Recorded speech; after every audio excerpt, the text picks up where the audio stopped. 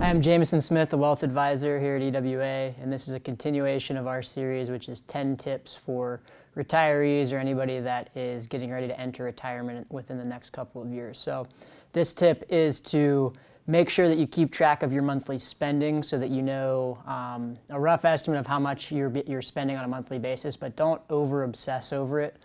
We find that a lot of people will become what we call Excel rich, meaning they track every single dollar they've ever spent on an Excel sheet, which is the biggest waste of time in our opinion. Really, we just want to make sure that you have a temperature gauge on how much how much needs to go out on a monthly basis, and that broken down between fixed expenses and variable expenses. And what we mean by that is we call it paychecks and playchecks. So when you're in retirement, you have your paychecks that need to come in no matter what. That's going to pay things like your mortgage, if you still have one, your car payment, things that no matter what need paid. And then your playchecks would be things like going on vacation or any hobbies that you're doing because you want to, but it's not a necessity to pay your bills and live your life. And that way, that can easily be adjusted based on any circumstance that would, you would have to taper back what you're spending. You could make sure that the fixed expenses are there, and you're maybe adjusting how much you're traveling, for example,